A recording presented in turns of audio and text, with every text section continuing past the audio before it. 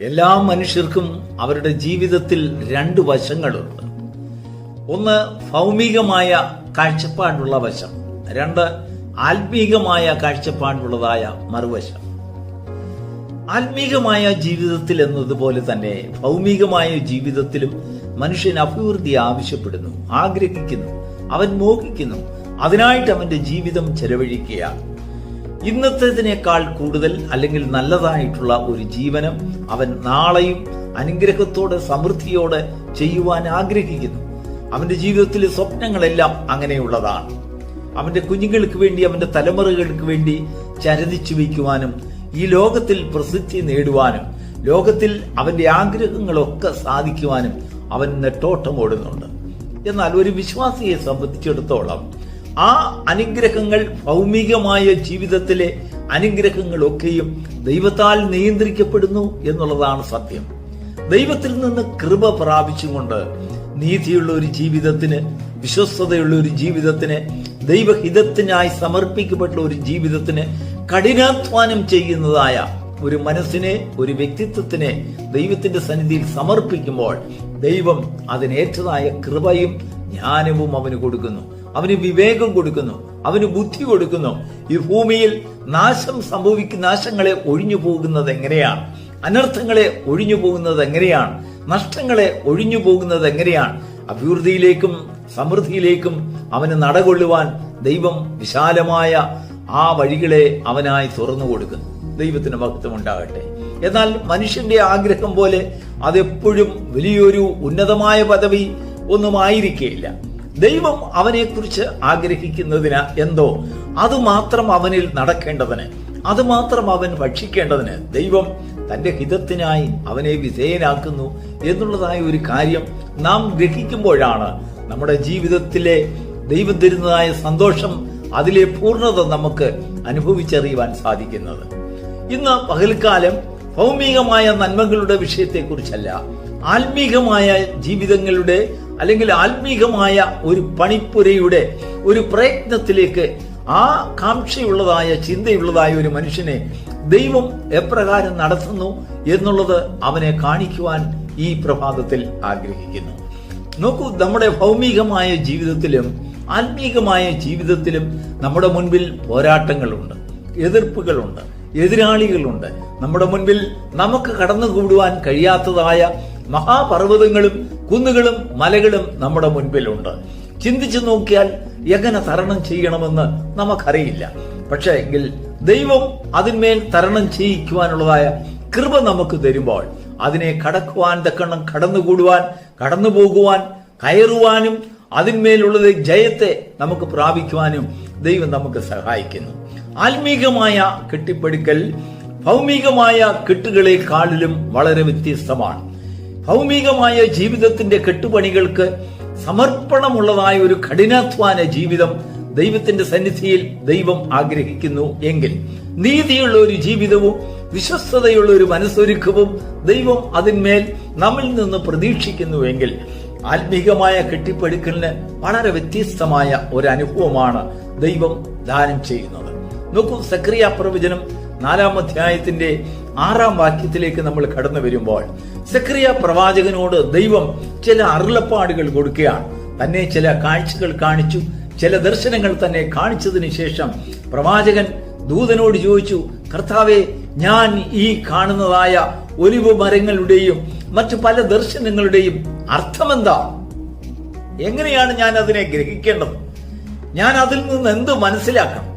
ദൂതൻ സക്രിയ പ്രവാചകന് കൊടുക്കുന്ന ഒരു മറുപടി 4-ാം സക്രിയ പ്രവചനം 4-ാം അധ്യായത്തിന്റെ 6-ാം വാക്യത്തിൽ നമുക്ക് കാണുവാൻ കഴിയും. അതിന് പിൻപോട്ടുള്ളതായ വാക്യങ്ങൾ വായിച്ചു നോക്കിയാൽ ദൂതൻ സക്രിയാവിനോട് പറയുകയാണ്, സെരൂബാബേലിന്റെ മുൻപിൽ നിൽക്കുന്ന മഹാപർവ്വതമേ, നീ ആർ? നീ സമഭൂമിയായി തീരും. അതിനുശേഷം ദൂതൻ സംസാരിക്കുന്നു, സെരൂബാബേലിനോട് പറയുകയാണ്, സെരൂബാബേലിനോടുള്ളതായ ദൈവത്തിന്റെ പ്രവചനങ്ങളാണ്, സന്ദേശങ്ങളാണ് നീ ദർശനങ്ങളായി കാണുന്നത്. അത് അവനോടുള്ള ഒരു സന്ദേശമാണ്. എന്താണ് ആ സന്ദേശം എന്നറിയാമോ? സൈന്യത്താലല്ല, ശക്തിയാലല്ല, ദൈവത്തിന്റെ ആത്മാവിനാലത്രേ. സെരൂബാബേൽ ദൈവത്തിന്റെ ആലയം, ഒരു ആത്മീക ഗ്രഹം കെട്ടിപ്പടുക്കുവാൻ, ഒരു ആത്മീകമായ വളർച്ച, അല്ലെങ്കിൽ ആത്മീകമായ ഉയർച്ച അവൻ ആഗ്രഹിച്ചപ്പോൾ അവന്റെ മുൻപിൽ തടസ്സങ്ങൾ ധാരാളം ഉണ്ടായി. ദൈവത്തിന് വേണ്ടി പണിയുന്നതായ പണിയുടെ പൂർത്തീകരണം തന്നാൽ സാധിക്കുമോ എന്നറിയാതെ താൻ വൈഷമ്യത്തിലായ ഘട്ടങ്ങളുണ്ട്. എങ്ങനെയാണ് ആ മഹാപർവ്വതങ്ങളെ മറികടക്കുക? മഹാപർവ്വതങ്ങൾ പോലെ തടസ്സങ്ങൾ അവന്റെ മുൻപിൽ നിൽക്കുകയാണ്.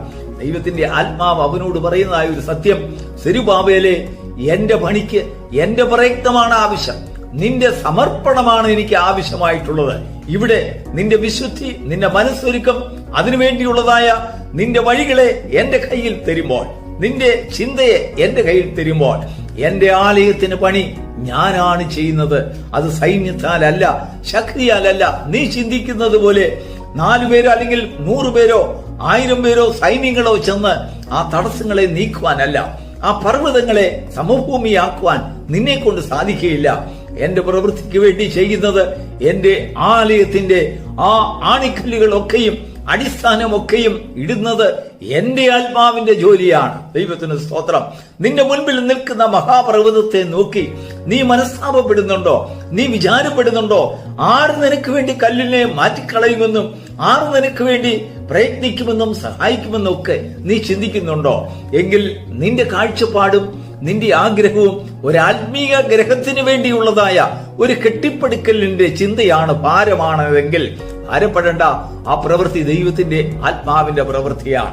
കാരണം നിന്റെ പ്രയത്നങ്ങൾ കൊണ്ടും നിന്റെ പോരാട്ടങ്ങൾ കൊണ്ടും ആത്മീക ഗ്രഹങ്ങൾ പണിയുവാൻ സാധിക്കുകയില്ല, ദൈവത്താൽ മാത്രം. എന്നാൽ നിന്റെ മനസ്സൊരുക്ക, അതിന്മേലുള്ളതായ നിന്റെ ഒരു ആഗ്രഹവും ഒരു സമർപ്പണമായിട്ടുള്ള ഒരു ജീവിതവും ദൈവം കാണുമ്പോൾ, ദൈവം അതിന് നിന്നെ ആതിഥേയത്വം വഹിക്കുവാൻ, അല്ലെങ്കിൽ അതിന് നിന്നെ മുഖാന്തരമാക്കുവാൻ തക്കവണ്ണം ദൈവം നിന്നെ കരങ്ങളിലെടുത്ത് ഉപയോഗിക്കും എന്നുള്ളത് സത്യമാണ്. പക്ഷെങ്കിൽ പ്രവൃത്തി യഹോവയ്ക്കുള്ളതാണ്. കർത്താവ് പറയാൻ ദൈവത്തിന്റെ ആത്മാവ് ആ ദൂതനിൽ കൂടെ സക്കറിയ പ്രവാചകനോട് പറയാണ്, സെരുബാബേലിന്റെ മുൻപിൽ നിൽക്കുന്ന മഹാപർവ്വതമേ, നീ സമഭൂമിയായി തീരും. ദൈവത്തിന് സ്തോത്രം. കൃപ കൃപ എന്ന പേരോടുകൂടെ എന്റെ ആലയത്തിന് ആണിക്കല്ല് കയറ്റും. ഒരു ശത്രുക്കൾക്ക് തൊടുവാൻ കഴിയില്ല. പ്രിയപ്പെട്ട ദൈവത്തിന്റെ മക്കളെ, നമ്മുടെ ജീവിതത്തിൽ ഭൗമികമായ ജീവിതത്തിലെ അനുഗ്രഹത്തെക്കാൾ അതിന്റെ അങ്ങേപ്പുറം, അതിനുവേണ്ടി നമ്മൾ പ്രയത്നിക്കുമ്പോൾ ധാരാളം പ്രതികൂലങ്ങളെയും പ്രതിസന്ധികളെയും നമുക്ക് തരണം ചെയ്യേണ്ടതായിട്ടുണ്ട്. അതിന് ദൈവത്തിൽ നിന്ന് കൃപയും ജ്ഞാനവും വിവേകവും പ്രാപിച്ചുകൊണ്ട് നീതിപൂർണമായ ഒരു ജീവിതം ദൈവത്തിന്റെ സന്നിധിയിൽ നാം കൊണ്ടാടുമ്പോൾ അതൊക്കെയും പ്രാപിക്കുവാൻ ദൈവം നമ്മെ ഇടയാക്കുന്ന, നമ്മെ ശക്തീകരിക്കുന്നു. നമ്മുടെ മുൻപിൽ ആ നന്മകളെയൊക്കെയും തന്റെ ഹിതമാവണ്ണം ദൈവം നമുക്ക് നൽകി തരുന്നു. ആത്മീകമായ കാഴ്ചപ്പാടിലേക്ക് വരുമ്പോൾ, ആത്മീക ഗ്രഹത്തെ പണിയുമ്പോൾ, നിന്റെ ശക്തിയും നിന്റെ ബലവും നിന്റെ ബുദ്ധിയും നിന്റെ ജ്ഞാനവും നിന്റെ വിവേകവും നിന്റെ എഞ്ചിനീയറിംഗും നിന്റെ പദ്ധതി പ്രകാരം അല്ല ദൈവം പണിയുന്നത്. ദൈവത്തിന്റെ ആലയം, ദൈവത്തിന്റെ ഹിതമാവണ്ണം ആണിക്കല്ല് കയറ്റുന്നതൊക്കെയും ദൈവത്തിന്റെ കൃപയാലാണ്.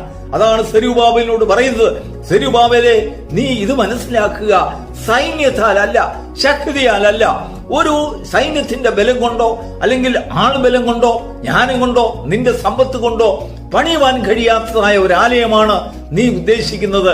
അതിന് നിന്റെ പ്രയത്നമല്ല, നിന്റെ സമർപ്പണമാണ് ആവശ്യം. അങ്ങനെ നീ സമർപ്പിക്കുമ്പോൾ നിന്റെ മുൻപിൽ നിൽക്കുന്നതായ മഹാപർവ്വതങ്ങൾ സമഭൂമിയായി തീരും. പ്രിയപ്പെട്ട ദൈവവൈതലേ, ഈ പ്രഭാതത്തിൽ ദൈവത്തിന്റെ ആലോചനയെ നിങ്ങൾ ഗ്രഹിക്കുമ്പോൾ, നിങ്ങൾ കേൾക്കുമ്പോൾ, നിങ്ങളുടെ ജീവിതത്തിൽ 2 വിധമായിട്ടുള്ളതായ പ്രതികൂലങ്ങളെ നിങ്ങൾക്ക് വകതിരിച്ച് കാണുവാൻ കഴിയും. ഒന്ന്, നിങ്ങളുടെ ഭൗമികമായ ജീവിതത്തിലെ എതിർപ്പുകളെ. 2, ആത്മീകമായ ജീവിതത്തിലെ എതിർപ്പുകളെ. ആത്മീകമായ ജീവിതത്തിലെ എതിർപ്പുകളും പോരാട്ടങ്ങളും നിങ്ങളുടെ യുദ്ധമല്ല, അത് ദൈവത്തിന്റെ യുദ്ധമാണ്, ദൈവത്തിന്റെ പദ്ധതിയാണ്, ദൈവമാണ് അത് ചെയ്യുന്നത്. എന്നാൽ ഭൗമികമായ ജീവിതത്തിൽ പലപ്പോഴും നമ്മുടെ ആഗ്രഹങ്ങളെ, നമ്മുടെ വഴികളെ യഹോവയുടെ സന്നിധിയിൽ നീതിപൂർണമായ ഒരു വിധിക്കായി നാം സമർപ്പിക്കുമ്പോൾ അതിന്മേൽ ദൈവഹിതമാവണ്ണം ദൈവം നമ്മെ അതൊക്കെയും പ്രാപിക്കുവാൻ ശക്തരാക്കുന്നു. God bless you.